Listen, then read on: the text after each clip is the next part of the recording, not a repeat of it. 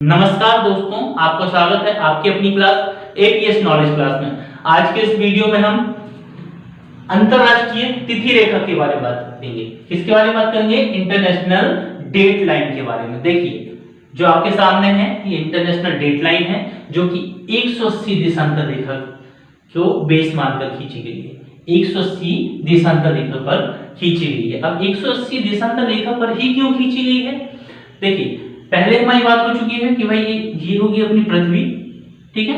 यहां 0 डिग्री पर, जो कि GMT ग्रीनविच मीन टाइम, इसको हमने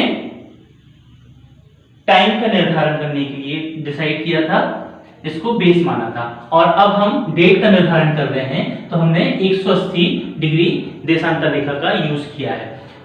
इसके जस्ट विपरीत देखिए, इसके जस्ट विपरीत आपका 180 डिग्री देशांतर रेखा होगी। तो यहां हमने इसको मूव करके ये सामने आपको बना दिया है। यहां देखिए ये जिगजैग है। जिगजैग होने का कारण क्या है? ये टेढ़ी मेढ़ी क्यों है? मैं यहां से निकली और इसको केवल जल मार्ग से ही निकाला गया, मींस महासागर से ही निकाला गया है। और यह जो पृथ्वी को है ना, 2 बराबर भागों में बांट देता है। एक साइड वाला जो भाग है उसकी तिथि कुछ दूसरी होती है और दूसरे वाले साइड का दिनांक कुछ दूसरा होता है। कैसे दूसरा होता है? दिन भी दूसरा होता है।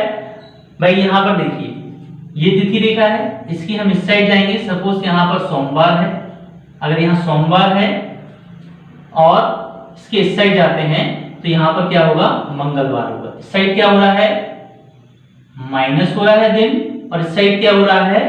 प्लस हो रहा है दिन। मींस यदि हम 180 देशांतर रेखा के पूर्व की ओर जाएंगे तो दिन घट जाएगा, और पश्चिम की ओर जाएंगे तो दिन बढ़ जाएगा। देखिए ये जो लिखी हुई है, ये जो यहां से निकली हुई है, यहां पर देखिए साइबेरिया और अलास्का है। इस एरिया को बचाते हुए, अलास्का के पार्ट को अलास्का के साइड रखते हुए और साइबेरिया की साइड को, जो भी हिस्सा है वो साइबेरिया को रखते हुए, जिसमें वहां की तिथि में कोई डिस्प्यूट ना हो, इसलिए यहां से खींचा गया है। फिर यहां से आप आगे जाके देखिए, फिजी द्वीप समूह है, सामोआ है, टोंगा है, इनको साइड में रखा हुआ है। किरिबाती है, इसको भी देखिए इस रेखा के पश्चिम की ओर रखा गया है।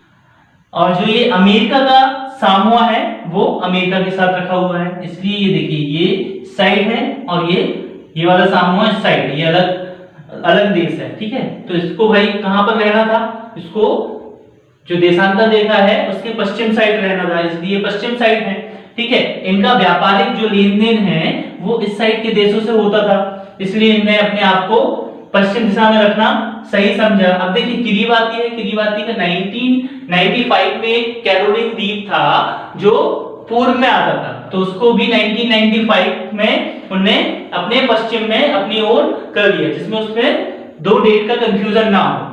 तो ये डेट का कंफ्यूजन ना हो, और इसको जो ये रेखा है इसको आर्कटिक महासागर, बेरिंग सागर और प्रशांत महासागर से निकाला गया है, और केवल जल क्षेत्र से ही निकाला गया है।